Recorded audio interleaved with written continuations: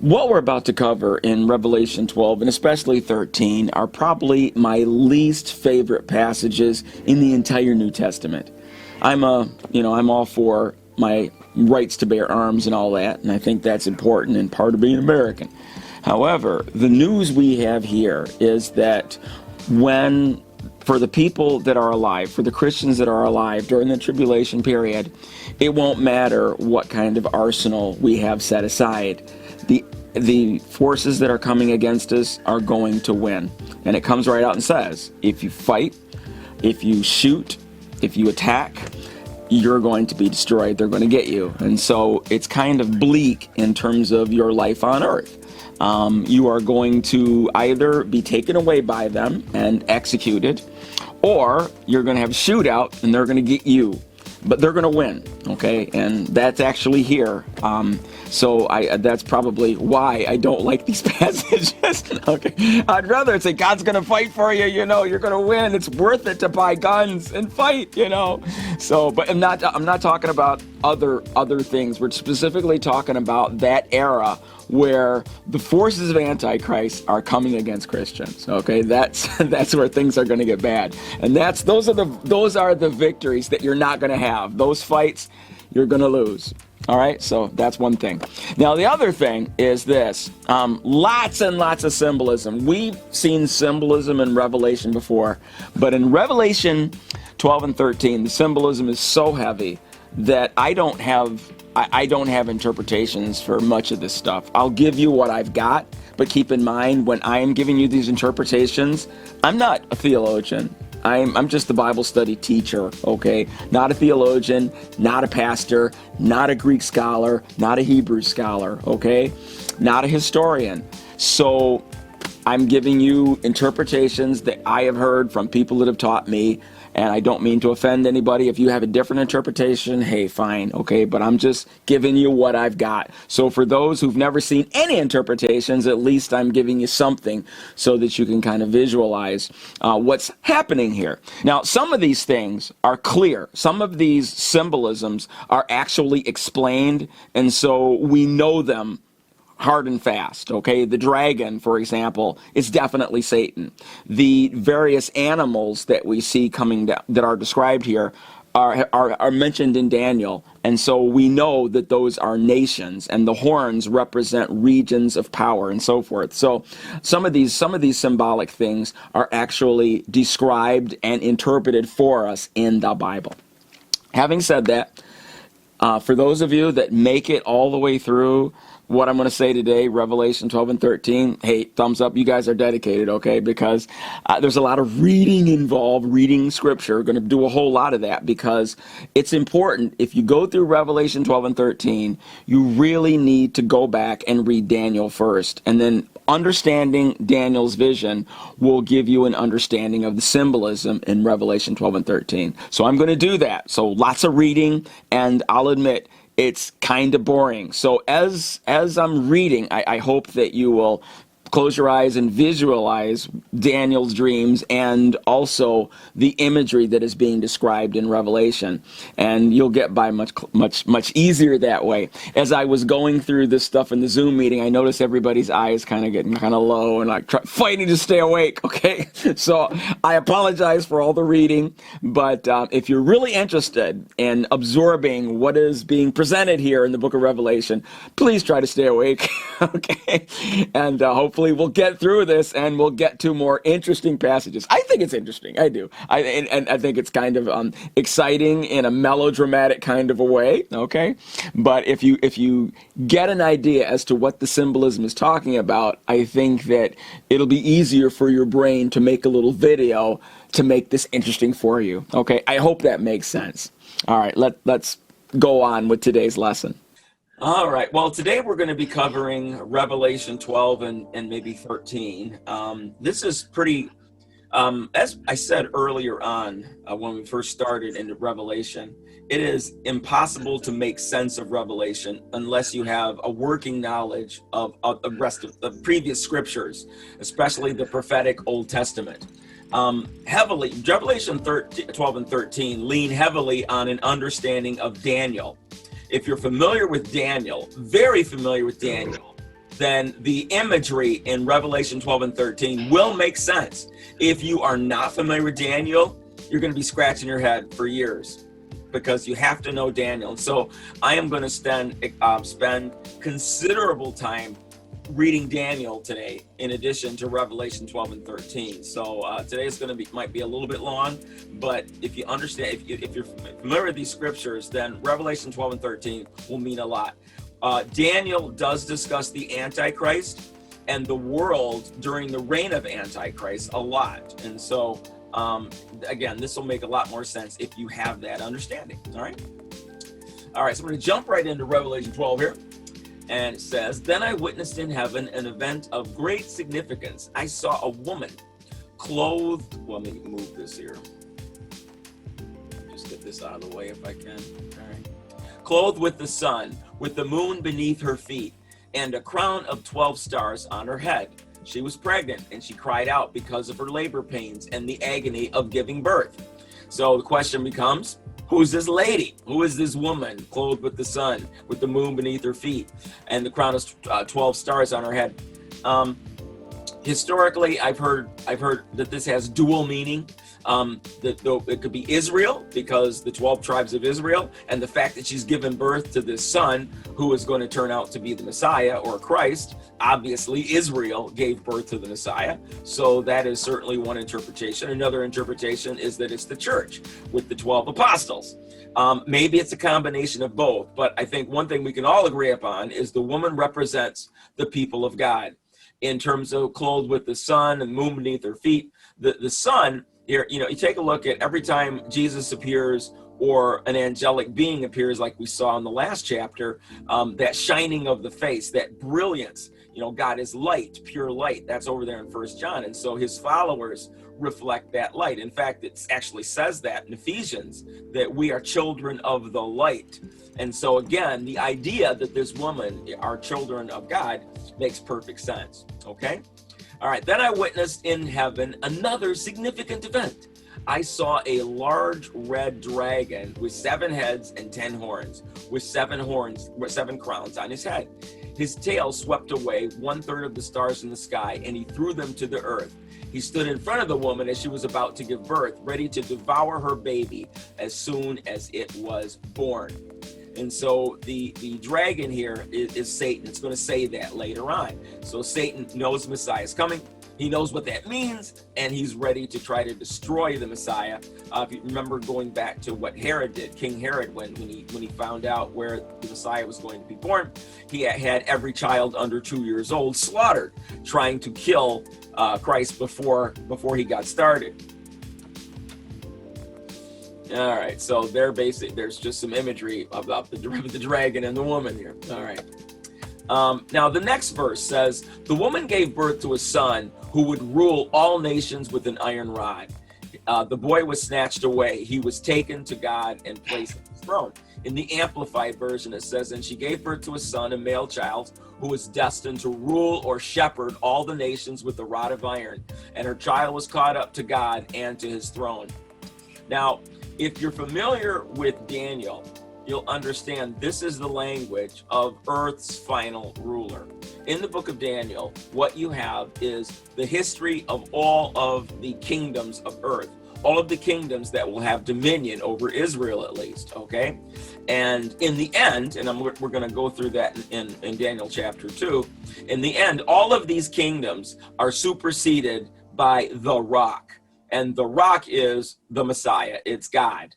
And he crushes all of the former kingdoms of man, including Antichrist's kingdom, and sets up his throne to rule with iron forever and ever. And that's the rule that will never end. And so that male child, that Messiah, is going to be that rock that ultimately takes dominion over all mankind. So again, I'm going to talk a lot about Daniel now. I'll give you some background. This is the history of the kingdoms of earth that will have dominion over Israel. All right, this is Daniel chapter 2, and this is, and earlier King Nebuchadnezzar has this dream of this statue, and Daniel is going to this is Daniel describing that dream and what it means. Okay, all right. You looked, O king, and there before you stood a large statue, an enormous, dazzling statue, awesome in appearance. The head of the statue was made of pure gold, its chest and arms of silver, its belly and thighs of bronze, its legs of iron, and its feet partly of iron and partly of baked clay. While you were watching, a rock was cut out, but not by human hands. It struck the statue on its feet of iron and clay and smashed them. Then the iron, the clay, the bronze, the silver, the gold were broken into pieces at the same time and became like chaff on the threshing floor in the summer. The wind swept them away without leaving a trace, but the rock that struck the statue became a huge mountain and filled the whole earth. Now this statue, the head of gold represented Nebuchadnezzar, the rule of the Babylonians. And then as you go down, you get to the Medo-Persians, and then you get to the Greeks, and then finally the iron and the clay represented the Roman Empire, and then what was left of the Roman Empire, which persists to this day. So the part of the statue that was struck by the rock was the last one. And so that final kingdom is the one that Jesus, that the ruler, that the Messiah is going to crush and take over from. Okay? This was the dream, and now we will interpret it to the king. You, O king, are the King of kings. The God of heaven has given you dominion and power and might and glory. In your hands he has placed mankind and the beasts of the field and the birds of the air. Wherever they live, he has made you ruler over them all. You are that head of gold. After you, another kingdom will rise, inferior to yours. Okay, that second kingdom was the Medo-Persian Empire. Next, the third kingdom, one of bronze, will rule over the whole earth. That's the Greek Empire. Finally, there will be a fourth kingdom, strong as iron. That's the Roman Empire. For iron breaks and smashes everything. As iron breaks things to pieces, so it will crush and break all the others. Just as you saw that the feet and the toes were partly of baked clay and partly of iron, so this will be a divided kingdom. Yet it will have some of the strength of iron in it, even as you saw iron mixed with clay. As the toes were partly iron and partly clay, so this kingdom will be partly strong and partly brittle. And that's what's left of the Roman Empire, which is where we are today. Just as you saw the iron mixed with baked clay, so the people will be a mixture and will not remain united any more than iron mixes with clay.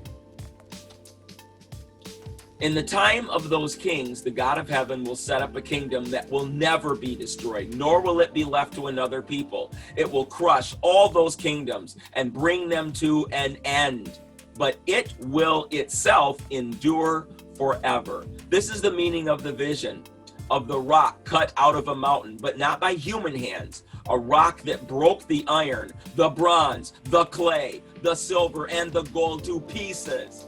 The great God has shown the king what will take place in the future. The dream is true, and the interpretation is trustworthy. And so here we have Daniel, God describing to Daniel through this dream the history of the world's empires. Final empire, the revised Roman Empire, if you will, which is what we have today, the remnants of the Roman Empire, broken up into multiple nations that are not united. We are all these separate kingdoms, but under Antichrist, there will be, a more of a uniting effect, a united earth, but it won't ever be as strong as it was under the Greek and Roman empires and Medo-Persia and the Babylonian empires. Okay? And so the Messiah, Jesus calls himself the rock. He says, upon this rock I will build my church. And when God is called the rock, it's like here we have the Messiah being the rock. And finally, no matter how bad things get with Antichrist, ultimately God rules. And so what we have is an overview. Now, in Daniel's going to go on with some more stuff here to describe that last. In Daniel chapter 7, he describes the world's kingdoms again. In the first year of Belshazzar, king of Babylon, Daniel had a dream, and visions passed through his mind as he was lying in bed. He wrote down the substance of his dream. Daniel said, In my vision at night, I looked, and there before me were the four winds of heaven churning up the great sea. Four great beasts, each different from the others, came up out of the sea. The first was like a lion, and it had the wings of an eagle. I watched until its wings were torn off, and it was lifted from the ground so that it stood on 2 feet like a human being, and a human mind was given to it. And there before me was a second beast which looked like a bear.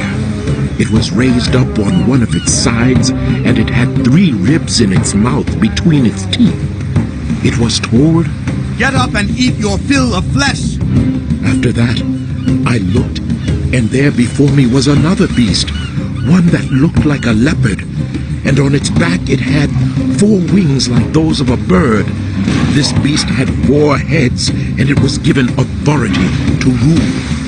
After that, in my vision at night I looked, and there before me was a 4th beast, terrifying and frightening and very powerful. It had large iron teeth. It crushed and devoured its victims and trampled underfoot whatever was left. It was different from all the former beasts, and it had 10 horns. While I was thinking about the horns, there before me was another horn, a little one, which came up among them, and 3 of the first horns were uprooted before it. This horn had eyes like the eyes of a human being, and a mouth that spoke boastfully. As I looked, thrones were set in place, and the Ancient of Days took his seat. His clothing was as white as snow. The hair of his head was white like wool. His throne was flaming with fire, and its wheels were all ablaze. A river of fire was flowing, coming out from before him. Thousands upon thousands attended him. 10,000 times 10,000 stood before him. The court was seated, and the books were open. So Daniel establishes that there's going to be all these kingdoms.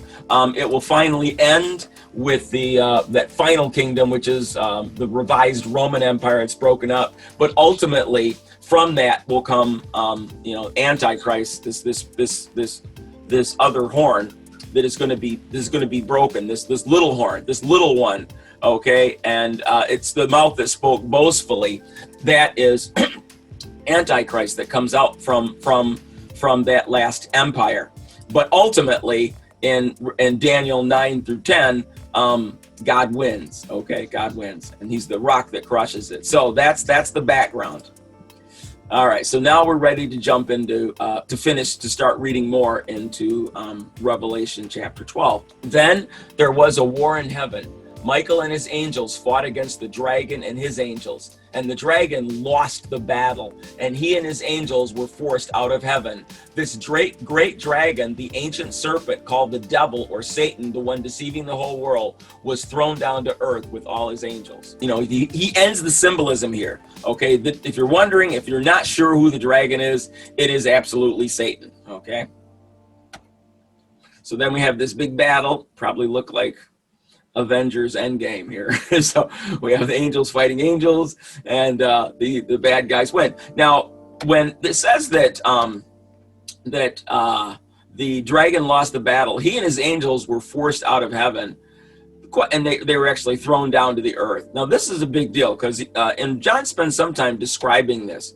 Now, this whole thing, the question is when did that happen?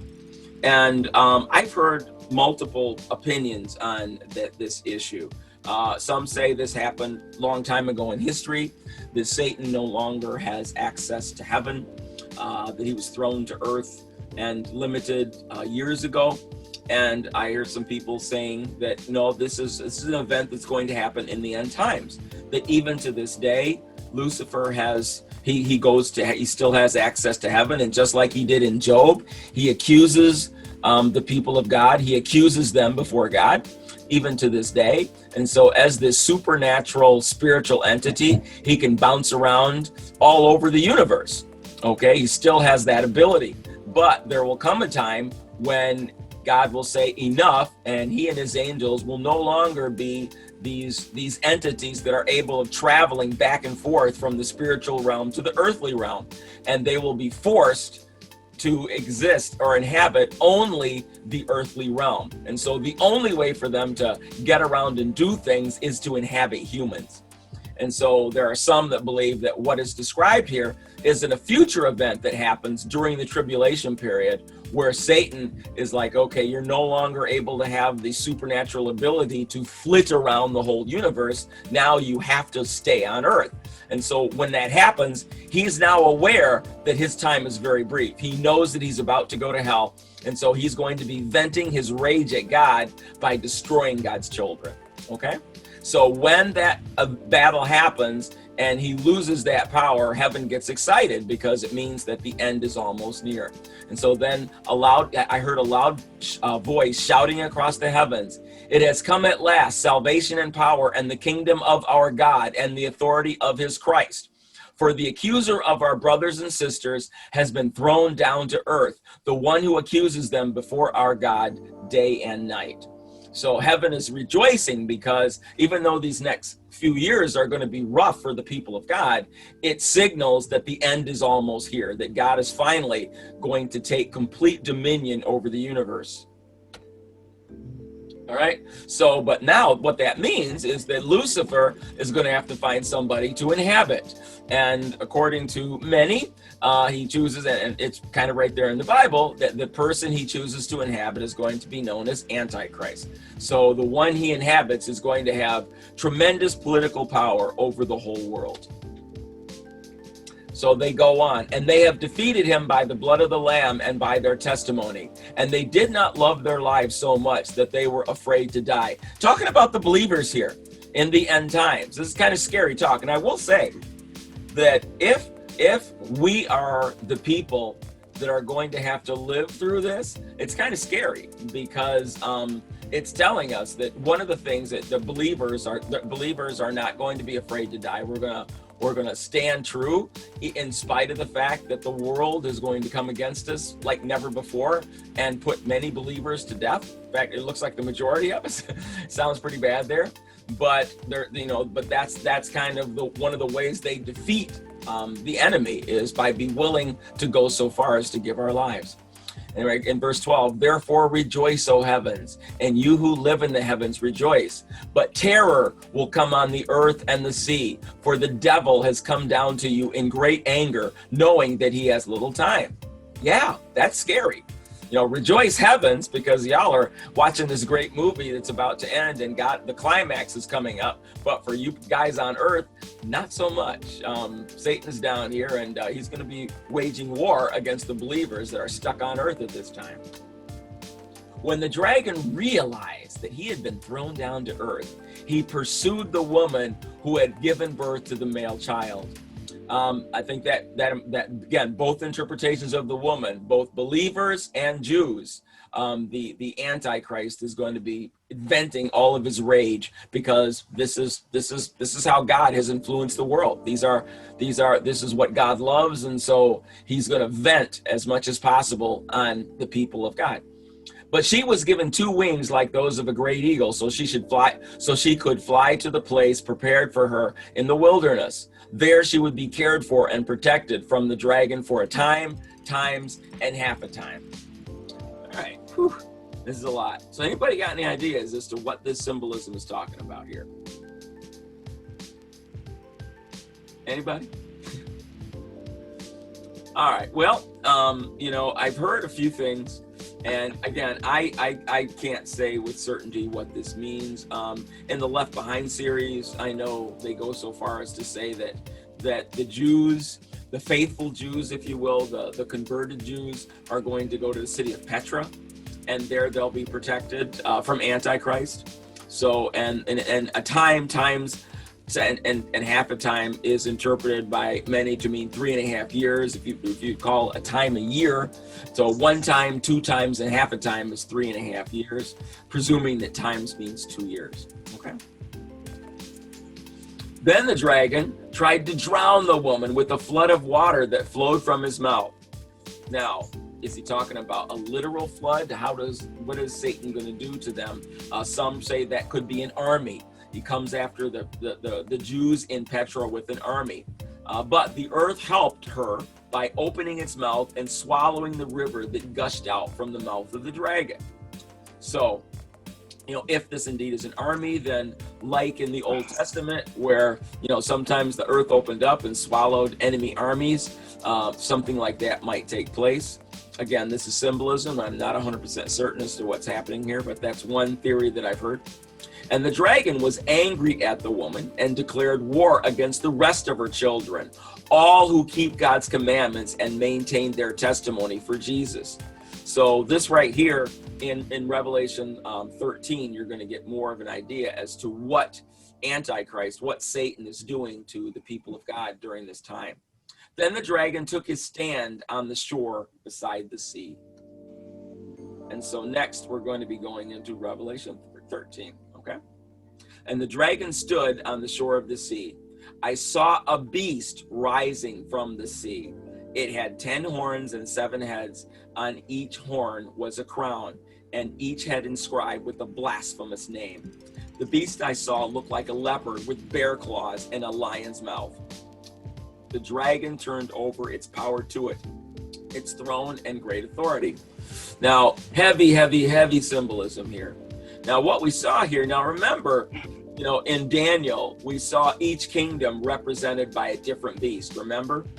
So what we saw with this beast is an amalgamation of multiple kingdoms, okay? So, we're talking about many, this beast is like representative of many kingdoms of earth. And so, we're talking about like the one world government. This, and the thing is that it's, it had 10 horns, 7 heads, each horn a crown. It's got a blasphemous name. The idea is there's something religious about this beast. So the Antichrist, Satan, has given power to this individual who is a kind of a Messiah.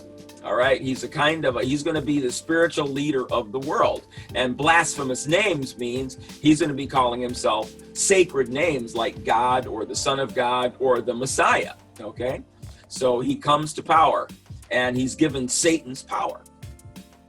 One of the beast's heads looks as if it had been struck a death blow and then healed. The whole earth was agog, gaping at the beast. So something happens to this individual that would suggest that he died and he is somehow resurrected. He somehow recovers from this. They worship the dragon who gave the beast authority, and they worship the beast, exclaiming, "There has never been anything like the beast. No one who would dare go to war with the beast." Now, if you go back to Revelation 1, or not Revelation 1, but go back to those earlier verses, remember the 4 horsemen. All right, remember the second horseman, the red horse, war. And in this war, a quarter of the world's population are killed. Now, presumably, this takes place before the events of Revelation 13. And so the world has been ravaged by war that has resulted in a death count like never before. And so this religious figure is going to unite the world. But he unites the world by saying, okay, bottom line is that everybody, you have to have the same belief system. We're not going to tolerate, I guarantee you, they are going to blame religious intolerance for that great war. All right, now the only way for there never to be another war is if everybody is united with the same religious beliefs. And so most likely, I strongly believe that what's going to happen is that this beast, this religious figure, is going to unite the world under a one world religion that you have to succumb to. You have to show allegiance to this new religion. And this is how they're going to prevent another war. No one would dare go to war with the beast. The beast has power, and he's got the support of the world population. The beast had a loud mouth, boastful and blasphemous. It could do anything it wanted for 42 months. Again, 3.5 years. It yelled blasphemies against God, blasphemed his name, blasphemed his church, especially those already dwelling with God in heaven. So what does that say? What that says is that this religious figure is going to come again. The God of heaven is going to be blamed for all of the travesties in earth history. Christians, People, Western civilization, people of God throughout history, instead of being a force that preserved the world up until the current time, it's the force that led to all of the bad things that ever happened. Remember, prior to this, God has sent meteors to strike the ocean and rocks to poison the fresh water. These beasts these insects came out of this volcanic ash and stung people, making them wish they were dead. And then these other creatures killed a third of the population. And so the earth has undergone all these curses. And this prophet, this new Messiah, is going to blame the biblical God, and is going to blame Judeo-Christian rule for all of the problems in the past. And so, it's kind of, the gloves are off. And it almost sounds like he's going to actually admit that you're supposed to serve Lucifer instead of God. But we'll see. He could just, go by another name, could claim to be an alien, more powerful than Yahweh. So there are lots of possibilities as to what this creature, what this person is going to be telling people. It was permitted to make war on God's holy people and conquer them. This is bad. This is scary. It held absolute sway over all tribes and peoples, tongues, and races. Everyone on earth whose name was not written from the world's foundation in the slaughtered lamb's book of life will worship the beast. So anybody not professing Christ, not going to heaven, they'll not have a choice, which is scary, because when do you not have a choice?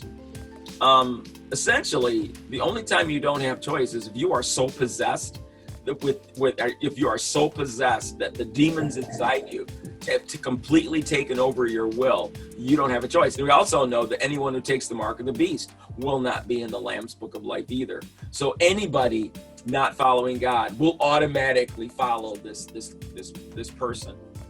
Are you listening to this? They've made their bed, now they must lie in it. Anyone marked for prison goes straight to prison. Anyone pulling a sword goes down by the sword. Meanwhile, God's holy people passionately and faithfully stand their ground.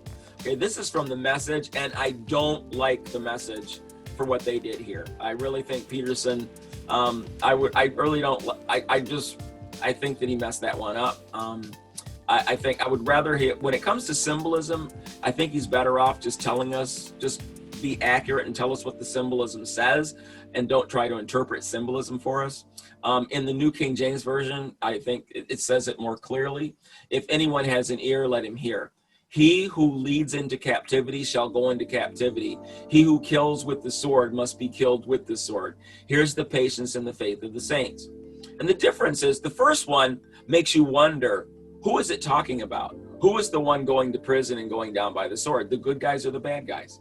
Okay, whereas I think the literal interpretation, or the more literal interpretation, indicates that it's us. It's us. When Antichrist comes against the people of God, all right, if we are stockpiling guns to fight Antichrist, shooting back is not going to do it for us, because bottom line is that if we take up the sword at this time to protect ourselves, we're just going to go down by the sword. God is not, it says here, God has given him authority over everybody, including the saints. So he's going to win. So Christians living during this time, martyrdom is going to be a thing, because Christians are not going to win. Forming a Christian militia to attack Antichrist isn't going to work. Here is the patience and the faith of the saints. Yeah, saying that Christians, you got to be patient, but this is what it's going to be like. And these verses are why you really probably don't want to be the people going through the tribulation period. Then I saw another beast coming up out of the earth. He had two horns like a lamb and spoke like a dragon. So this is another religious figure, but this figure is, again, like a lamb. So this is the return of the Messiah for sure. This is the return, like Jesus. And he exercises all authority of the first beast in his presence, and causes the earth and those who dwell in it to worship the first beast, whose deadly wound was healed. He performs great signs, so that he even makes fire come down from heaven on earth in the sight of men. And he deceives those who dwell on the earth by those signs which he was granted to do in the sight of the beast, telling those who dwell on the earth to make an image to the beast who was wounded by the sword and lived. And so, basically people are absolutely worshiping Antichrist at this time, and there's some miracles that are performed. And then you have this image of the beast. Now, you have all kinds of, Christians have been very creative throughout history to think, okay, what's that image going to look like? And I've heard the craziest, like talking statues and things like that.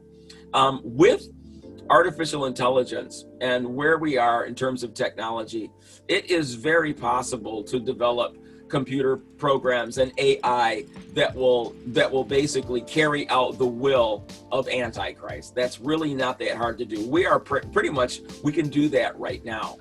All right.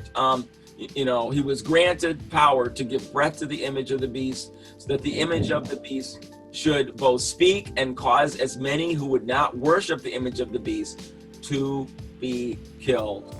So what do you mean that this image of the beast could speak and cause people to be killed? That's artificial intelligence. I mean, I can't say that for sure. Obviously, John didn't know that. But looking at this today, I'm thinking this sounds a lot like AI. All right, where basically it identifies those who are not worshiping the beast. Basically AI can keep track of the people that have gotten the mark and the people that hadn't. Right now, big tech is big. Right now, what do you think? Is big tech pro or anti-Christian? Anti. Absolutely. Without any question whatsoever, they are absolutely anti-Christian. They are absolute. If you don't know that, then I don't know where you've been. Okay, but yeah, you take a look at the big tech. Big tech it has over $5 trillion. They are more wealthy than most of the countries of Earth. They have records on your internet browsing history. They are listening to your telephone calls. Okay, they have records on you. They know darn well who is doing behaviors that are consistent, who have conservative values, who are Christians, and those that are not. All right, and now in the hands of Antichrist, this information is very useful because it identifies people that should be targeted for execution. So they know everything about us, all right? They know everything about us. And they are worth more money than most of the countries of Earth. Greetings, Patrick. This is Helen, the artificial intelligence program tasked with enforcing the Global Peace Initiative as prescribed by your elected officials.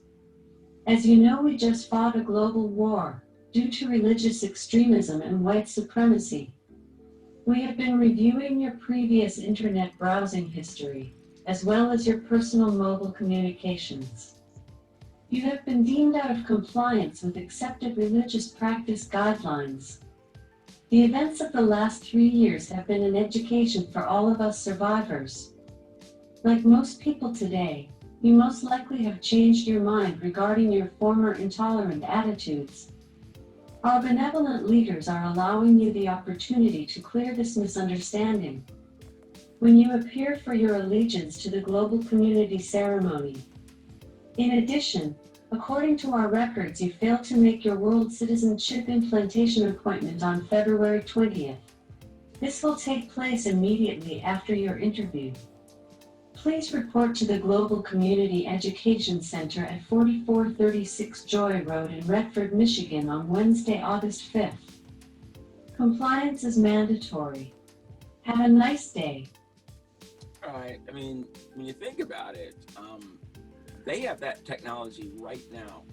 And those that fail to take the mark, those that fail to give allegiance to these false prophets, to the Antichrist, they can easily be targeted for extermination. Okay. Now, what religions have things that are sacred, and things that and that's just the nature of belief. As Christians and as members of Western civilization, there are things that we have seen as special. God's name is special. His temple was special. The altar, even today in churches, the altar is special. You don't treat it, you don't go sit on it, okay? God's holy books, the Bible. You know, somebody spitting on the Bible, you sense there's something profane about that. Same thing about stomping on the flag. There's something sacred there. Our children, you know, we naturally have an inclination to protect our children, not just from harm, but from immoral activities and behaviors that we see in our society. You know, our children are special. Our ancestors and parents have also been seen as special. That's not just Western civilization. That's globally around the planet. In fact, many cultures have actually fallen into ancestor worship because they respected their ancestors too much. Okay? This has been the norm for thousands and thousands of years. Now, what we see now arising is a new morality with new things that are sacred. Abortion rights are sacred. Sexual expression is sacred. Gay, lesbian, and transgender lifestyles are sacred. Freedom to denigrate Christianity and religion, that's sacred. Non-white races, especially Black and Latino in the United States, are sacred in the sense that if you can't say anything, you can't do anything to oppose these things. If you do, then you're automatically deemed as a horrible, rotten, awful person. You have defiled their sacred canon. Now, it is possible for artificial intelligence to identify people who are defiling things that they deem sacred. So, we're talking about in the last days, the ability of Antichrist, the ability of an Antichrist regime to identify non-compliance is very, very easy. Okay, in verse 16, let me move this here again.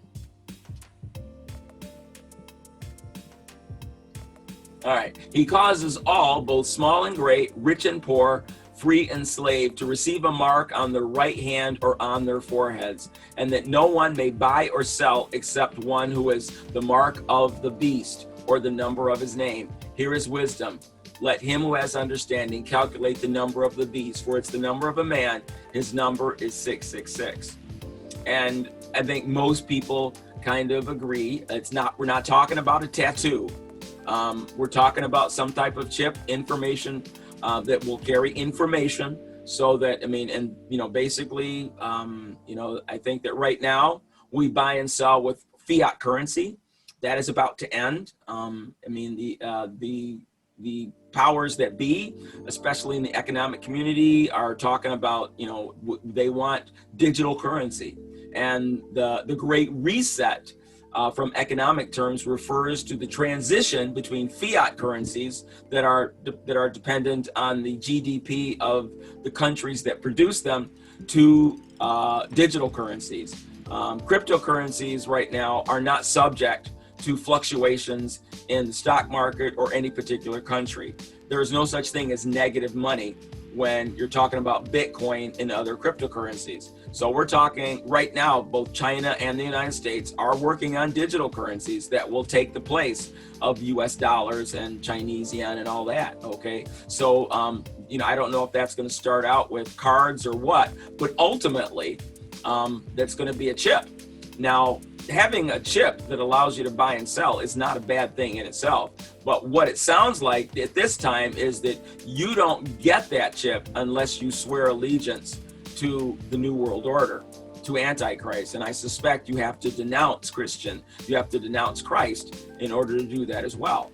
So the Bible said 2,000 years ago that if you take that mark, that's it for you. You absolutely will not go to heaven.